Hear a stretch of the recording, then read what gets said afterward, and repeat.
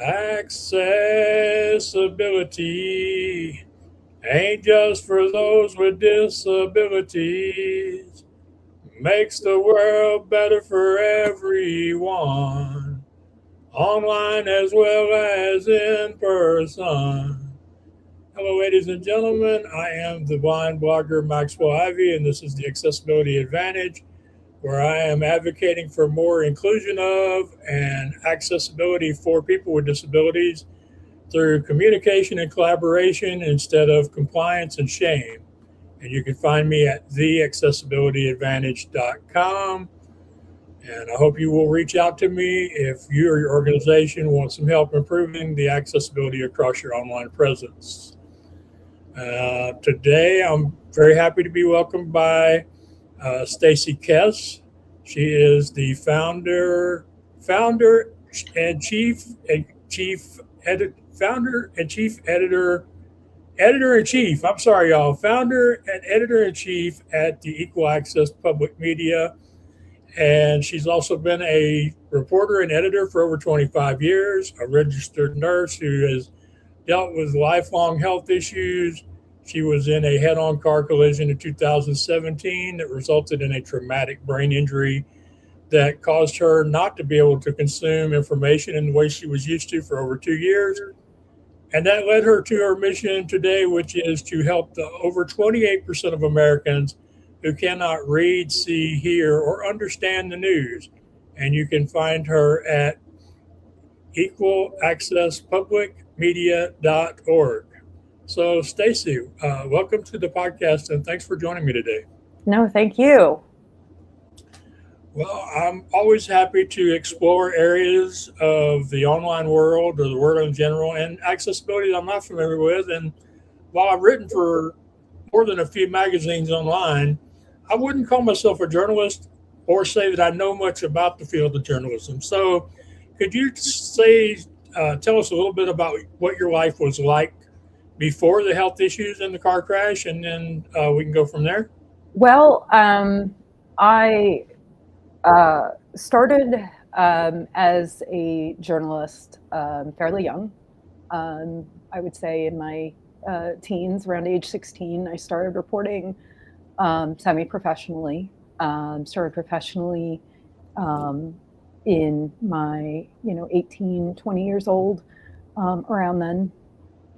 And so I've been I got my first editing job around age 22, 23.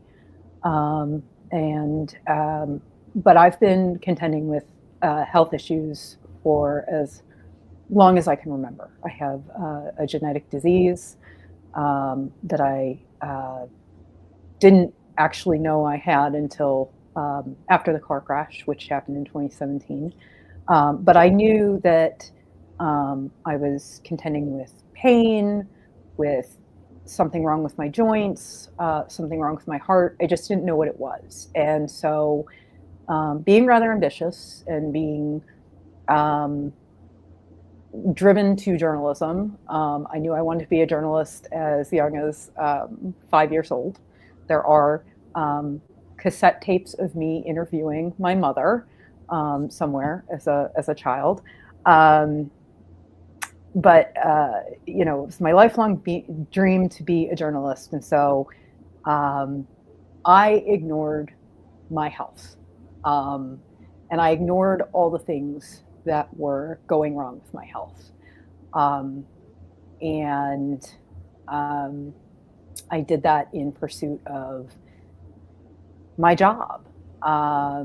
That meant that there were times where I hid from myself, I hid from my editors, what was happening with my body. I mean, I hid illness. I, did everything I could to make sure that, no one saw that I passed out on stories when I was out covering things.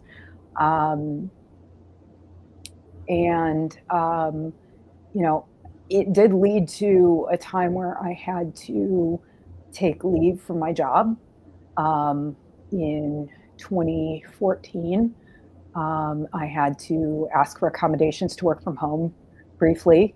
And eventually I had to leave working full time from a job and go work as a stringer or a freelancer for the same paper I'd been working for full time.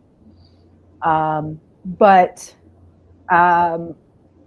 I kept working through health issues. Now in 2017, I was at a stop sign, and it was 5 o'clock in the evening, rush hour traffic, just waiting to turn onto a main road. And I was hit head on, and I can tell you that I don't remember it. It was a severe collision. I survived. I'm lucky to have survived. But it took 2 years of physical therapy, occupational therapy, and speech therapy. There were injuries, and I think the most significant injury to me was aphasia from the traumatic brain injury, because I couldn't read the news, and the news was always most important to me, but I also couldn't form sentences. I had trouble word finding. And so for 2 years, I was in speech therapy, learning to word find and learning to read and concentrate again on words. And so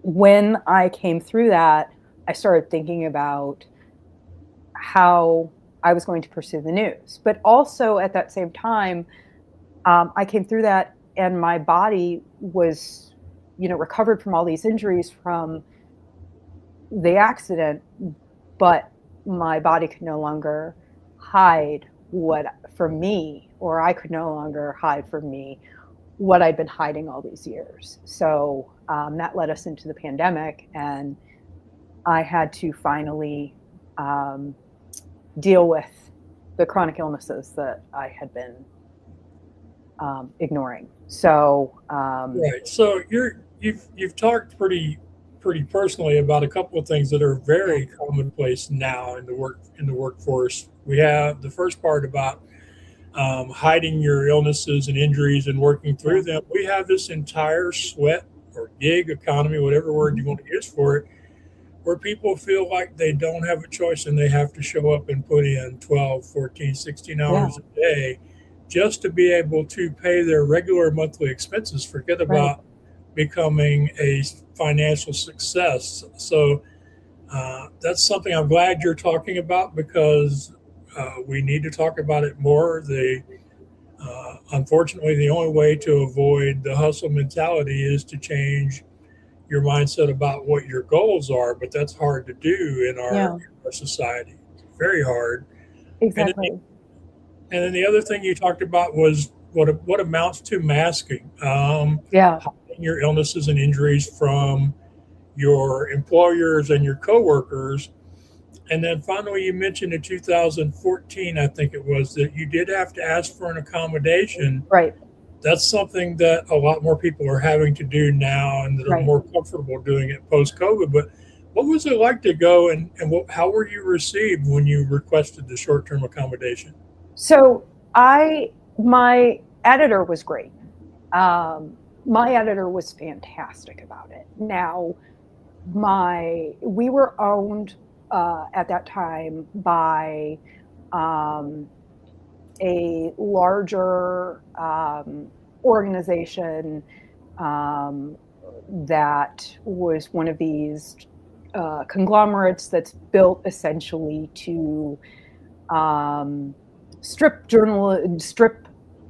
local newspapers for parts and minimize newsrooms down to nothing.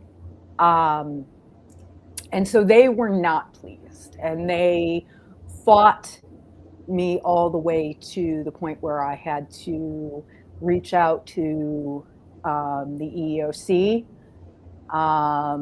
and get the government involved. And I filed an EEOC complaint, and EEOC worked very quickly at that time.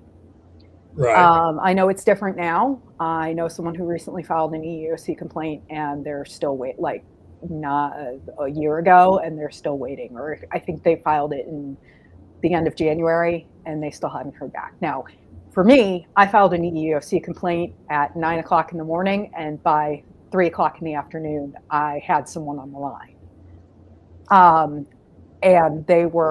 And by the next day, they were on the phone to my employer.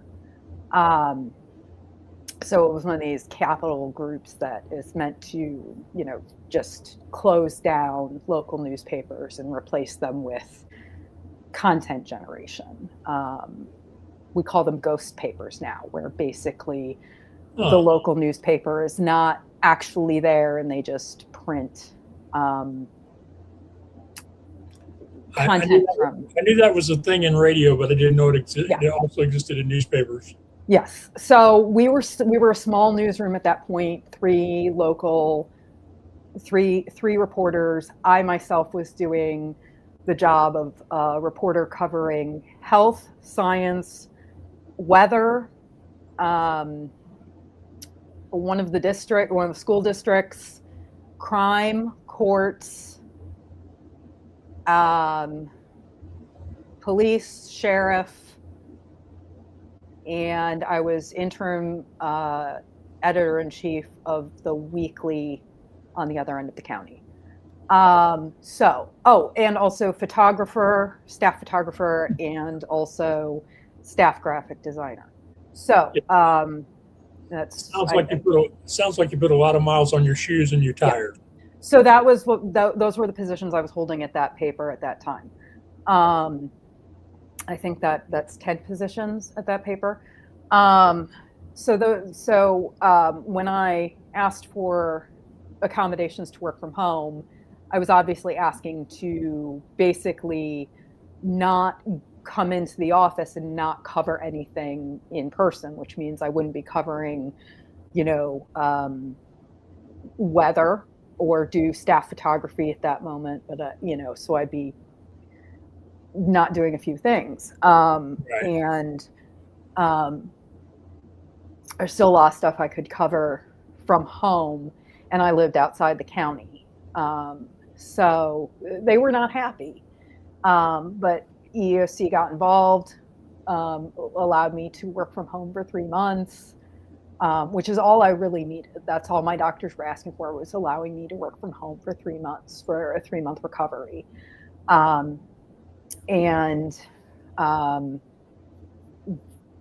It worked out. But when I came back, my editor and I decided that for my own abilities, it would be better if I went freelance. And because I was just doing so much that, and I wasn't making a whole lot of money. It would be better if I went freelance and actually made more money. So, there's a lot of things that we did. Yeah. But, one of the things that I want to note is, at that time, I think it was almost normal to me to hide, not just from myself, but, from editors' illness. In journalism, we don't have a lot of openly disabled reporters, and those that we do, I end up in a few tracks. We have those who work as disability reporters, and those are few and far between. Yes, they are. Those who end up in what we call the fellowship loop, and they just continue to take fellowships and internships, and those who work as freelance reporters.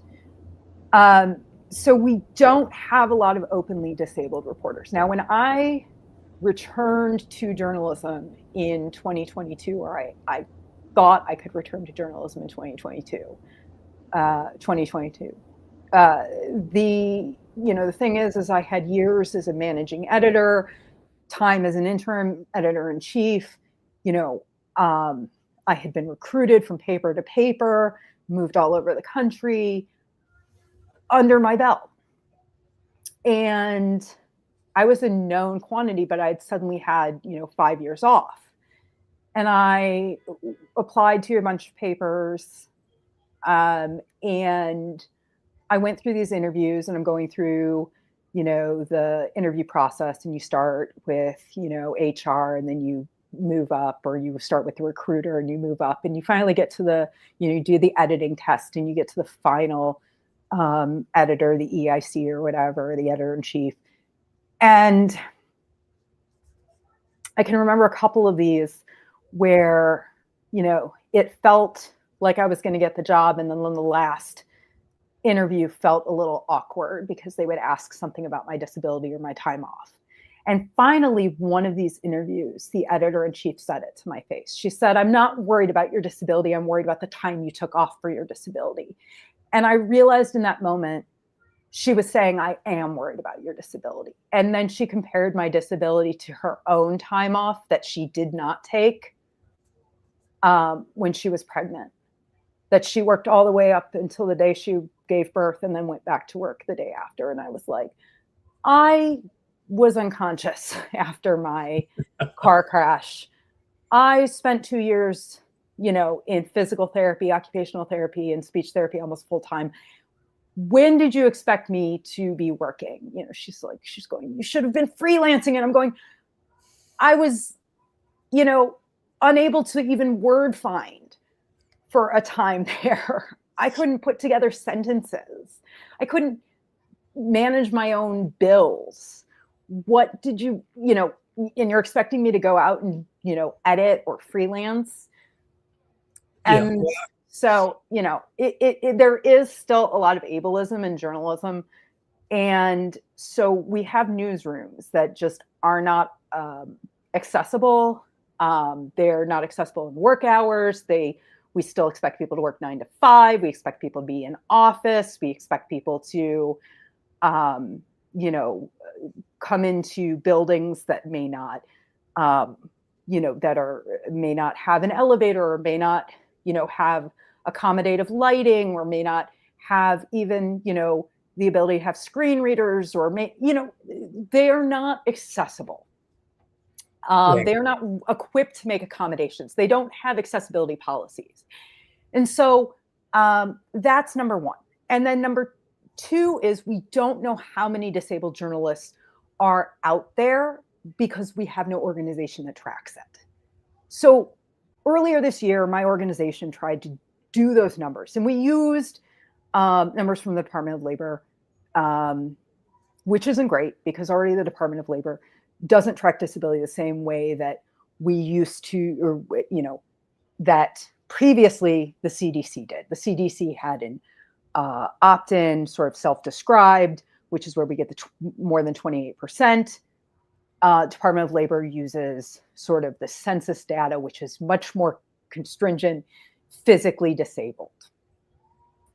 So you have to have sort of like you have to use, are you blind? Are you deaf? Do you have a limb difference? Do you have a mobility difference? So on and so forth.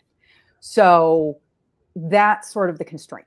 So we used those numbers and we said, okay, how many people are working in journalism, which is a subset of working people and a category. And we said, how many people are working and what type of work are they doing and how many, so on and so forth. And we came up with less than 7% of working journalists. And most of those journalists are likely underemployed or unemployed. So they're freelancing or they're underemployed, part-time, and so on and so forth. We do have numbers from military journalists, and they are abysmal, about just, less than 2%. So we know that it's an abysmal number of journalists who are disabled. That's But then interesting. We have less than 7% using a combination of statistics to get to that versus a population that where the number pretty much most people agree on 16, 17% of the population. If you, and of course that's all based on people who identify as disabled. So which, say as we know, is seven, yeah, so say 7 out of 16 or 17, but then in the military, it's 2% out of an organization where you would think they would have a much it's higher higher. Yeah, investment exactly. in people with disabilities, just because they have so many veterans with disabilities Right. We who have would almost be available for employment. we That's have almost no veterans in journalism, almost no military veterans in journalism. It's just abysmal. And we know that veterans tend not to identify as disabled, even though they have high rates of PTSD, high rates of limb loss, high rates of chronic illness from various, contact with chemicals and so on and so forth in combat. And so, same thing with caregivers. So we have a loss of caregivers, especially women recently, as return to office policies go into journalism. We have a loss of caregivers.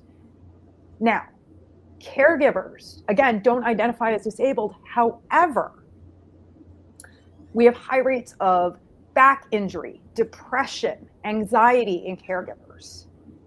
So caregivers who, care for someone a child, a parent, a spouse who is disabled or chronically ill. Again, caregivers tend not to identify as disabled or chronically ill, but they themselves have high rates of back injury, depression, and anxiety. People who are who have mental illness, again, may not identify as disabled, but they themselves do qualify, for may be disabled because of their situation.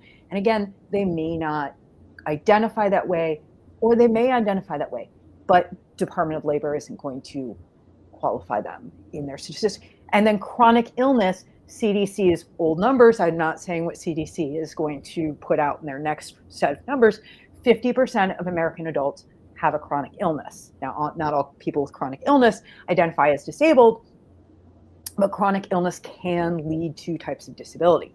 So, where does that leave us in journalism? Not great newsroom policies if they're not accessible. Now, on the other end, on the audience end, our news sites, which are ever more digital, are not accessible. WebAIM puts out every year the Web 1 million, where they look at websites and categories of websites and how accessible they are. News sites rank at the bottom as some of the least accessible sites every year, creeping up a little bit towards more accessible, but always at the bottom of accessibility, of how accessible they are. High rates of errors, and journalism funders are not funding accessibility. I've been trying to find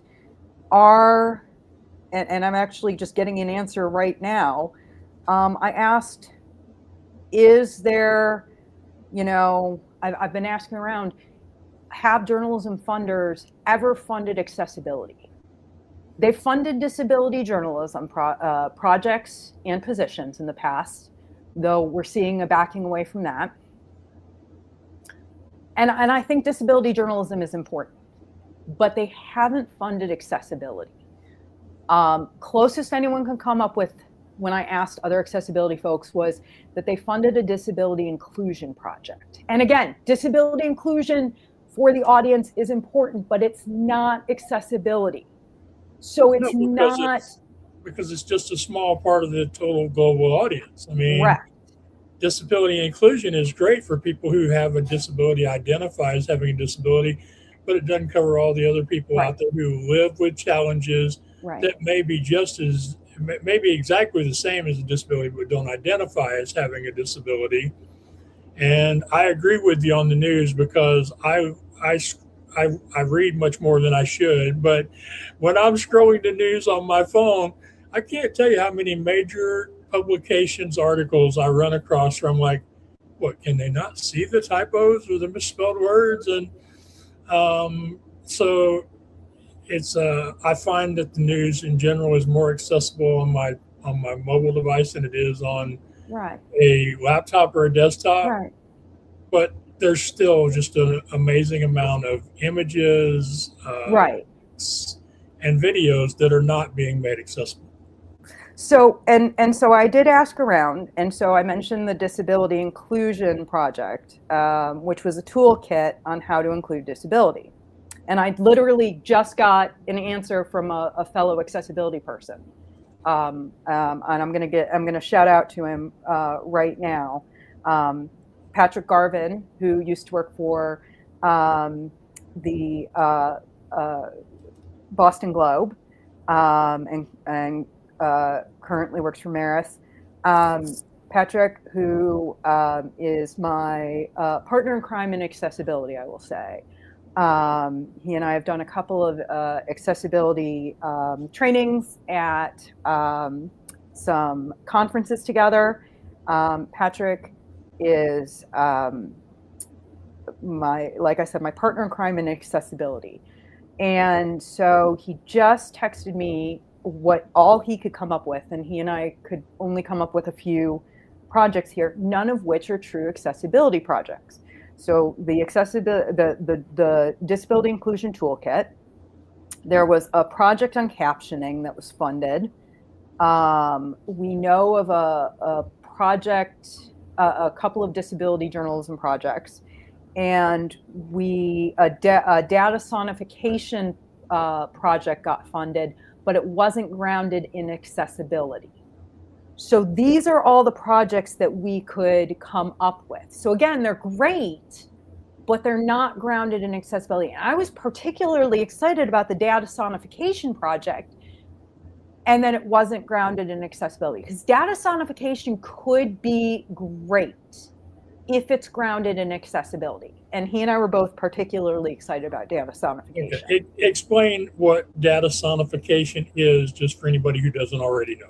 Okay, so when you have data, big sets of numbers, we want to think of data in different ways. And so one of the newer ways to think of data is putting it to sound, and like music, or and so instead of just looking at data in a bar chart or something like that, listening to the data as a sound wave.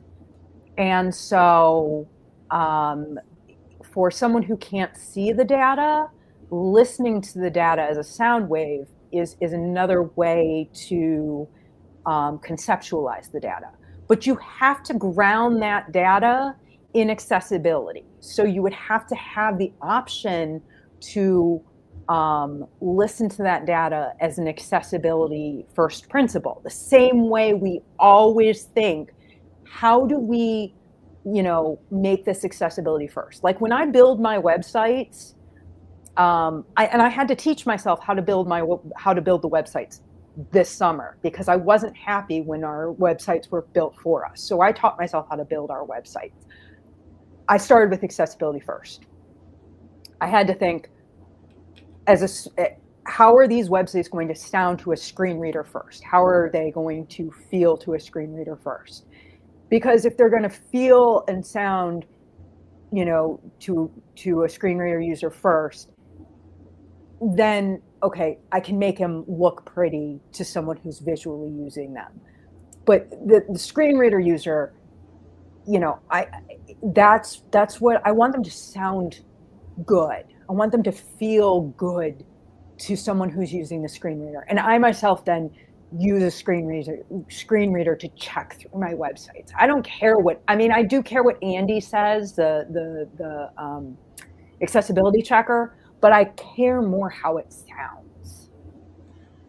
I think that's the journalist in you, because as a writer myself, I find that I I get a better result. I care more about how something reads out loud than I Yeah. care about how it reads on the page. And so that's why I'll also have to have an editor review some of my stuff, because Yeah. sometimes it's sounding pretty doesn't end up making it look pretty, but usually Right. the two go hand in hand. So that's a good way to approach it. And also, you did mention that you can make it accessible for screen readers and still have a beautiful, engaging website. Right. Right. And I think, and also, like, I guess I just come from, okay, so I came from, back in that. I'm old. I think I say this on every podcast, and I think I say this all the time. I'm old. So I come from back when, print was invented, back when the printing press was invented, fire was invented. It was great times back when we were inventing fire in the printing press. Mm-hmm. And so, I guess I like things to look clean and white space and simple. I don't love a crowded page. I don't love, one of my biggest complaints about websites, and I think, Max, you're gonna agree with me, is, and I'm going to harp on Fox News for this. Okay, I'm gonna call out Fox News. If you go to their website, it is endless links. It is 200 and some links. Yes, you are definitely going to find agreement. In fact, I think that one of the biggest oversights or glaring omissions from the Web Content Accessibility Guidelines, or WCAG, is the counsel to approach websites with simplicity and minimalism. Yeah. If I'm using a screen reader and there's 200 and some links, And they don't even bother to break the links up with headings. right. And I'm going to scream. Like, there's ways to approach breaking up links. Maybe break it up by,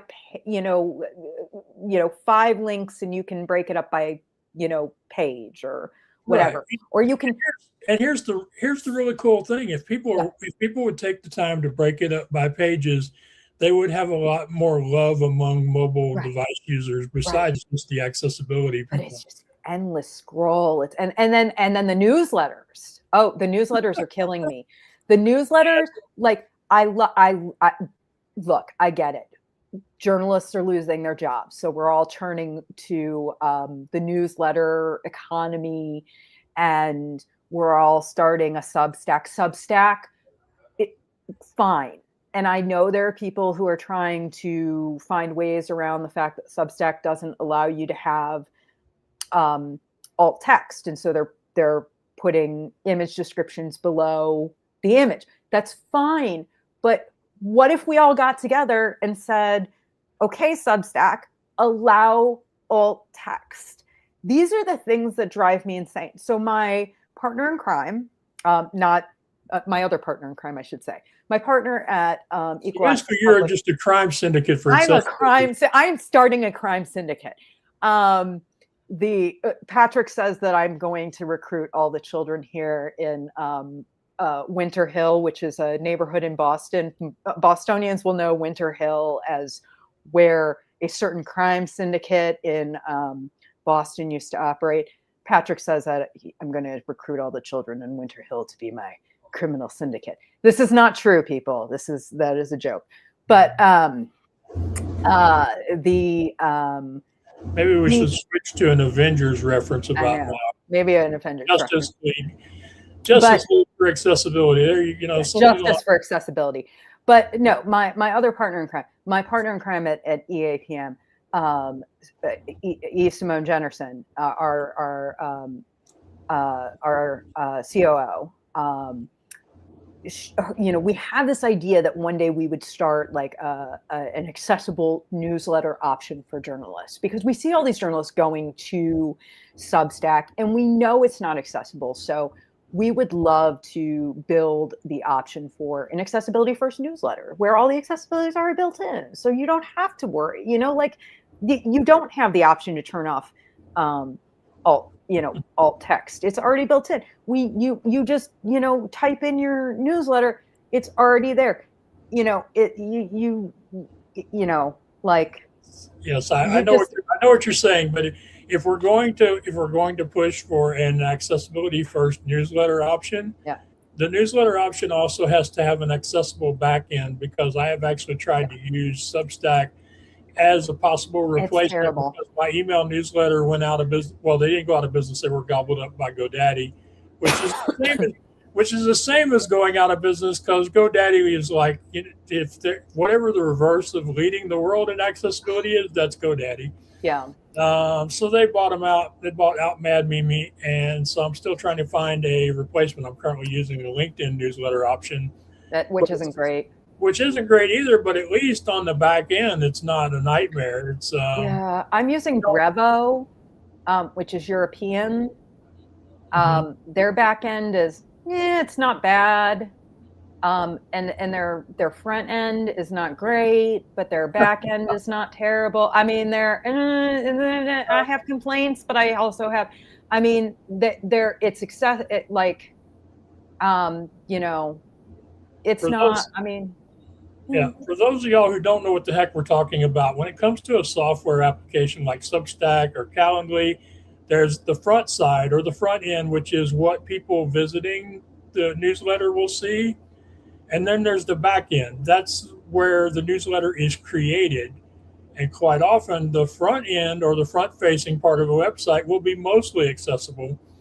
But the back end of the creation part is quite often a real mess, which it is with Substack, and it also is with Amazon if you're self publishing a novel. Uh, yeah, See, yeah. that just one vocalization there says it all. How bad it is. So Yeah, I mean, I'm with my now. See, I build my websites in WordPress, and like the I'm back end of WordPress isn't what it used to be either. no, the back end of WordPress is now. I have my writers can't figure out the back end of WordPress. So, See, these are um, the things we deal with as accessible creative entrepreneurs, y'all. So we need more accessible tools on the front end and the back end. And sadly, since the for-profit companies, the multi-millionaire, billionaire software people out there aren't creating them, we're going to have to hope for some people yeah, with disabilities to come along and build them. And oh, by the way, just so I don't forget, Alex Sanfilippo, Alicia Sanfilippo, Jesse at podmatch.com. They've done a great job of building a accessible platform to connect podcast hosts with podcast guests and vice versa. And so, as the accessibility advisor for that company, I can highly recommend their accessibility, especially if you're wanting to use podcasting to promote your business or your services, or just to get your message out there into the world. So podmatch.com, lessannoyingcrm.com. Those are a couple I know of that I use regularly, that I've consulted for or had on my podcast. But that's two companies. That's CRM and podcast guests. I mean, there's literally dozens of other jobs you have to do that you have to find software for, and currently just those options just don't exist. But I will stop my rant now, because I want to transition to something I think is more important, and that's the equal access public media at equalaccesspublicmedia.org. And because it has two very important goals, in my opinion. One seems to be the production of more accessible, inclusive news, and going back to the public media model that I and many millions of people in America grew up with, but also using the EAPM as a way to train and get work for more journalists with disabilities. yeah. So let's talk more about that. Yeah. So we were. I'll sort of start with our founding. So when I dreamed up Equal Access Public Media, I really thought that there was no other model that we could go with than a public media model. And people will say, well, what is a public media model? And isn't public media NPR, PBS, and only that? And I'll say, okay, yes, if you understand NPR and PBS, you kind of understand public media. Public media is a model of how you run your nonprofit, or how you run your news, or how you run the way you're doing things. So nonprofit is a tax status. Okay. I like to say that nonprofit is a tax status, and there are many types of nonprofit. But public media is how you run your news or media nonprofit. So there are many ways to run a media nonprofit or a news nonprofit. Some news nonprofits have ads. People don't realize that. Some news nonprofits have paywalls. People don't realize that. Some news nonprofits have subscriptions. We believe in the public media world that information is a public good, that information is for education of the public, that we are here for the public. So there's a guy named John Dewey, and he lived in the 1920s, and he taught at University of Michigan, and he wrote a book all about information and the public, and you can read it. I have read it. I was like 12 years old the first time I read it. That was the same summer that I also read Upton Sinclair and a whole bunch of other authors. So you can probably imagine where my brain went that summer.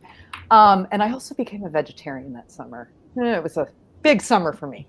Probably should have not read a lot that summer, but I did. Anyway, so basically, back to Dewey. And the few of you who've read Dewey, I'm sorry. Yeah, you're probably either hating me or loving me. I think you're giving my podcast audience more credit than I would, but okay. But anyway, so Dewey was all about like putting information out there in the new way. He and his fellow professors and educators were all about putting information out there for the public in the new way. And the new way at that time was radio. Okay. Fast forward to the 1950s, and the new way got, government support, and thus the Corporation for Public Broadcasting was created. You're welcome for this history lesson. Anyway, so the Corporation for Public Broadcasting supported local public media stations, whether they were radio and eventually television, so on and so forth. Now we're going digital. And so there's many different ways to think about public media. But the core of public media remains that information is education for the public. And so if you go back to what John Dewey thought, it's that information should be free, it should be for education for the public, it should be in the hands of the public, and it should be in the most modern of technologies. And so there should be no paywalls. There should be no gatekeeper for this information. And that means no ads, no paywalls, nothing like that. And so that's why our information, our websites have no paywalls. They have no login. They don't ask you to register to get that information. They don't ask you for your information in any way. We try to track as little information as possible. We try to, use as little cookie information as possible. We don't want your information. We run on donations. We run on grants, same way as NPR, your local public radio station, your local public television station, PBS, they all run on donations and grants. And so we do the same thing. So equal access public media, our goal is improve accessibility in journalism and in the news. And then we run a bunch of projects, training, style guide. We run a magazine for journalists. And then our biggest project yet is to launch a national news outlet that is accessibility first and then puts out news, every piece of news in multimodal ways that are accessible and inclusive. Because we feel like the best way that we can push accessibility in journalism is by leading and showing. So that's been a project that we've had in mind from the very start. It was actually built into our business plan, or our nonprofit business plan, as you would say. And so that's public media in a nutshell, as sort of like the history and our relationship to it. And so that's why we don't have, those ads, those anything like that. There's no, you'll never see us put an ad on there. You'll see us thank our grant makers and our donors and so on and so forth. But you'll never see us put a paywall or an ad anywhere, because we just don't do that. It's like, it's against everything we believe. Right. Well, I don't know if you're aware of this, but over the last few years, the people at PBS, they've even built their own for-pay streaming app. So now if you want to watch the shows that you like watching live, you can watch them for a small fee every month, which is something I'm assuming that y'all will not be doing at EAPM. You actually can still watch all their stuff for free, though. If you go to their YouTube page and so on and so forth, you can actually still watch all their stuff. It's just another way we do the same thing. We offer paid trainings, but we also offer free trainings. Right. So go explain a little bit more about what the trainings provide to the news agencies and to the reporters. So we offer free trainings throughout the year at times to reporters, and they're sort of targeted trainings, like little seminars. We might offer, like last year, we offered discussion groups on various topics. We offered, I think, we throughout the month of October, we offered various small topic discussion groups. One was about plain language. One was, and they were just hour-long discussion groups. And we try and make them really intimate, very targeted trainings. They're live. They're free to attend. Now, for organizations and news outlets, we offer, and this is, depends on the size of your organization, depends on, a lot of factors on what we charge. Obviously, we understand being a nonprofit and we understand being small. We offer it is very journalism focused, because we understand the journalism industry is unique from, say, Chase Manhattan or the NHL or, I don't know, Time Warner. We get it. We get that, like, I don't know, The Advocate is not, a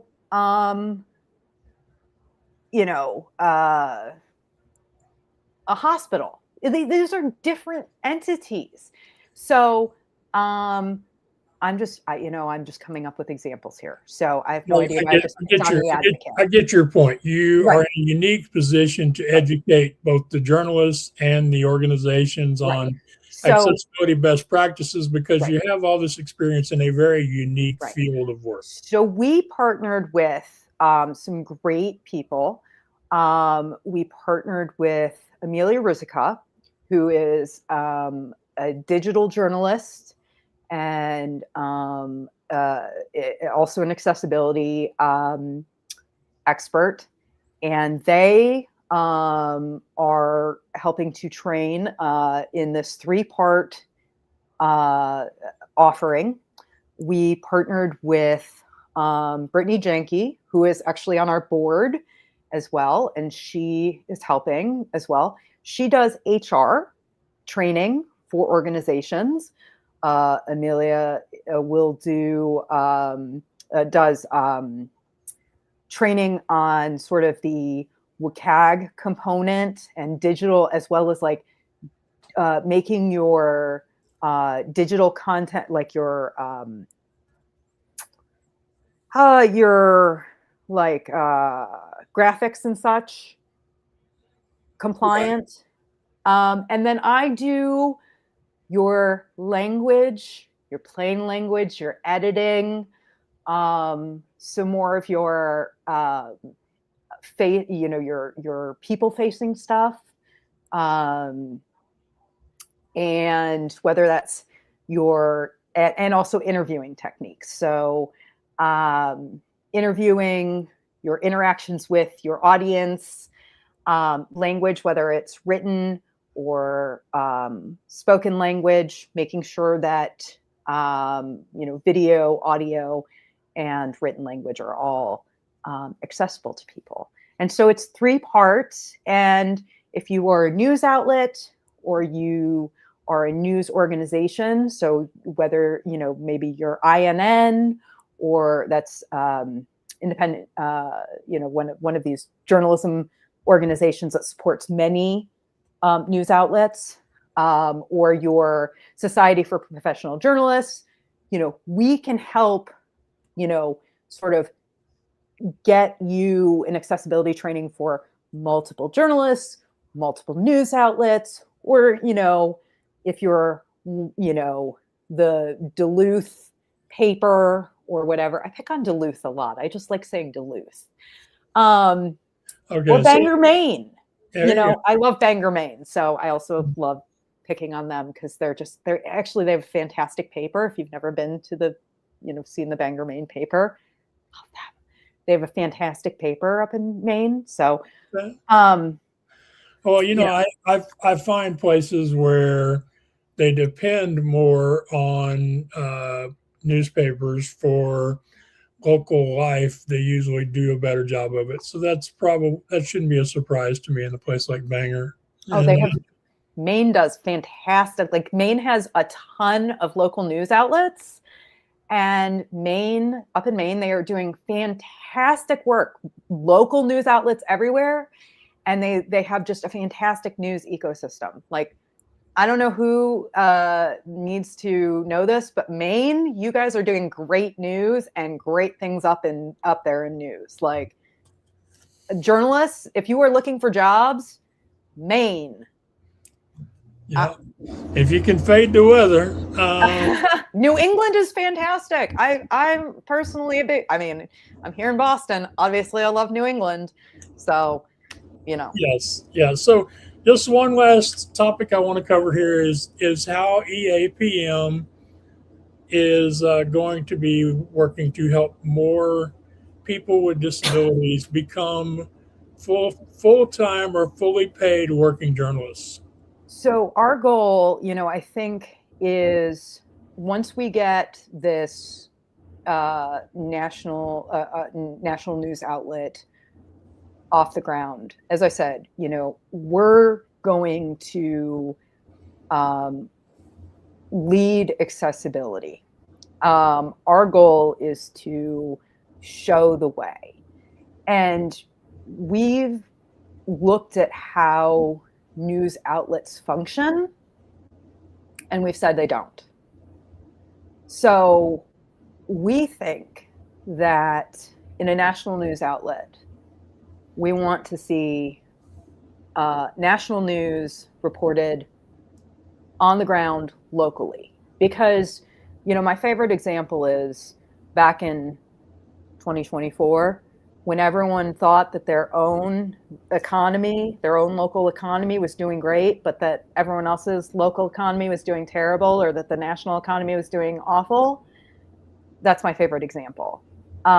If we had had, news reporters, national news reporters talking about local economy because they were local to, Rapid City and Grand Rapids and Tacoma, all reporting for one story, on the local economies everywhere, and that be the national story, I think we all would have known that the economy was doing fine instead of the vibe economy that we were all talking about. And so we believe that the national news should be reported from Main Street, your Main Street and my Main Street and his Main Street and her Main Street and their Main Street. Main Streets everywhere, parks and farms, and reporters should be all over the nation. The other thing we believe is that news isn't 9 to 5. News is when news happens. And so we think that reporters should work when news happens and work around their lives, flexible hours, flexible scheduling. So basically what we're saying is live where you live local, which means instead of everyone at a national news outlet living in DC and New York, live in, Des Moines, live in,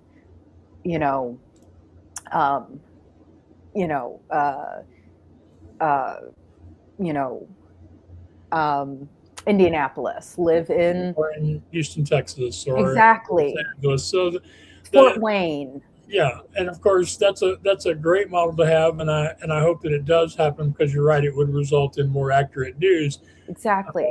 The problem is changing the mindset among the news organizations, as well as a lot of the journalists, because Right. this is just from the outside looking in. The majority of journalists seem to want to constantly move up in the organization, and moving up means moving from, say, Corpus Christi to Houston, Houston to Dallas, Dallas to New York or DC. That's similar career paths to that result in the larger payroll, larger. Maybe, but what if we paid $90,000 no matter where you lived? What if we paid $45,000 if you work part-time, no matter where you live? It's a great model, especially if you could build in some cost of living Right. additions for Right. some of the crazier cities like Austin these days. Right. So we don't think we're going to convince everyone else to do it, so that's why we're going to do it. We think we've been planning this. We've been working on this. We built it into our original model.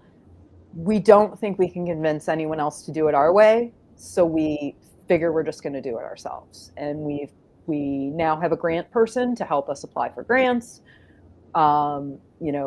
That we are lucky to have Shantae on our board, and literally writing our grants.